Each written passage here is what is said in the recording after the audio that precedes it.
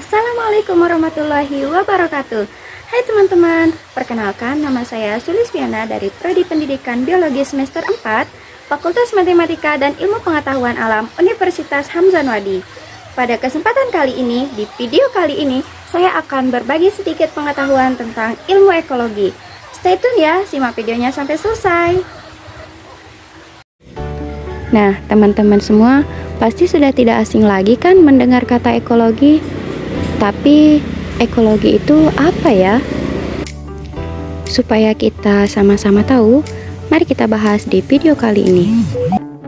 Secara sederhananya, ekologi merupakan cabang ilmu biologi yang mempelajari hubungan timbal balik organisme dengan lingkungannya. Penerapan ekologi sendiri sudah bisa kita temukan dalam kehidupan sehari-hari.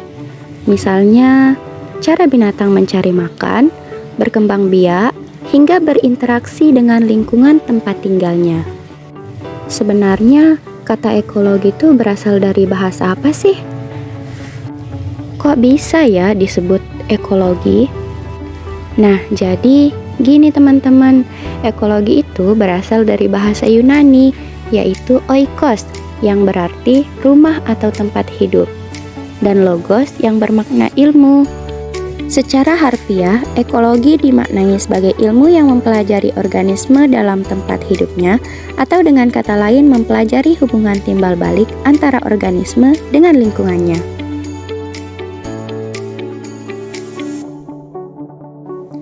Ada beberapa konsep yang menjadi bagian dalam ekologi. Yang pertama ada lingkungan, kemudian ada ekosistem, interaksi, dan yang terakhir ada suksesi. Yang pertama ada konsep lingkungan. Nah, di mana lingkungan ini merupakan suatu sistem kompleks yang berada di luar individu yang mempengaruhi organisme. Lingkungan dapat dikelompokkan menjadi dua. Yang pertama ada komponen abiotik, dan yang kedua ada komponen biotik. Komponen abiotik terdiri dari benda yang tak hidup, yang mempengaruhi semua makhluk hidup, seperti air, suhu, udara, tanah, cahaya matahari, dan topografi. Sedangkan komponen biotik merupakan faktor hidup yang meliputi semua makhluk hidup di bumi, baik tumbuhan, hewan, dan manusia. Konsep berikutnya yaitu ekosistem. Ekosistem berhubungan dengan keanekaragaman spesies, di mana maksudnya di sini adalah dalam suatu ekosistem terdapat beberapa spesies. Spesies di sini bisa terdiri dari spesies tumbuhan atau bisa terdiri dari spesies hewan maupun gabungan dari keduanya. Kemudian yang ketiga ada konsep interaksi. Interaksi merupakan adanya hubungan timbal balik antara suatu organisme dengan organisme yang lain, ataupun adanya hubungan timbal balik antara komponen abiotik dengan komponen biotik yang ada di lingkungan tersebut. Konsep yang terakhir yaitu suksesi. Suksesi merupakan perubahan dalam komunitas yang terjadi akibat dari modifikasi lingkungan, berlangsung lambat, teratur, dan terarah menuju kestabilan. Proses suksesi ini akan terus berlangsung sampai tercapai titik klimaks, yaitu kondisi di mana komunitas mencapai titik keseimbangan. Konsep suksesi dapat dibagi menjadi dua. Yang pertama ada suksesi primer, kemudian ada suksesi sekunder. Suksesi primer dapat terjadi karena gangguan ekosistem yang sangat berat, sehingga komunitas pada suatu ekosistem itu hilang atau rusak total.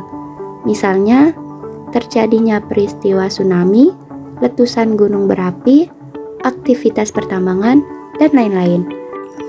Kemudian, suksesi sekunder terjadi pada ekosistem yang mengalami kerusakan tetapi tidak total, masih ada yang tersisa.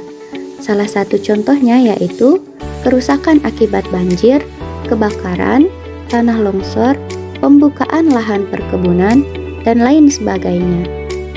Selanjutnya yaitu ruang lingkup ekologi.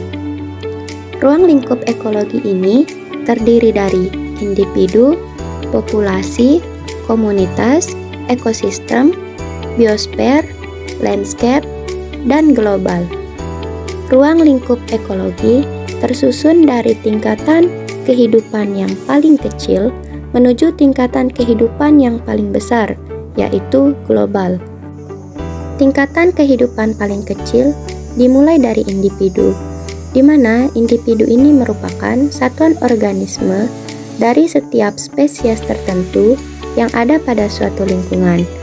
Kemudian tingkatan selanjutnya yaitu ada populasi, di mana populasi merupakan kumpulan dari individu-individu sejenis yang berada di suatu tempat tertentu pada waktu tertentu.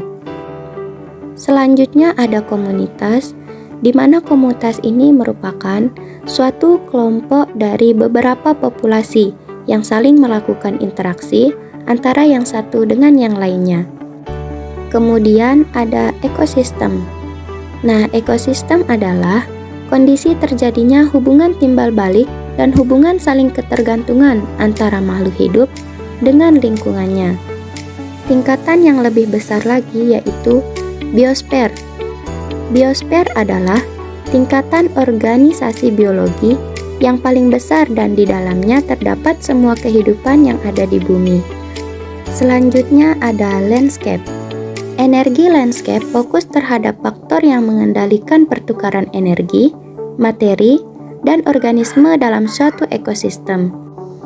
Yang terakhir ada ruang lingkup global. Ruang lingkup global bertumpu pada pertukaran energi regional dan pengaruh materi terhadap fungsi dan distribusi organisme pada tingkatan biosfer. Kembali lagi ke garis besar, yaitu ekologi, di mana ekologi ini dibagi menjadi dua. Yang pertama ada ekologi hewan, dan yang kedua ada ekologi tumbuhan. Ekologi hewan merupakan cabang ilmu biologi yang mempelajari hubungan interaksi antara hewan dengan lingkungannya.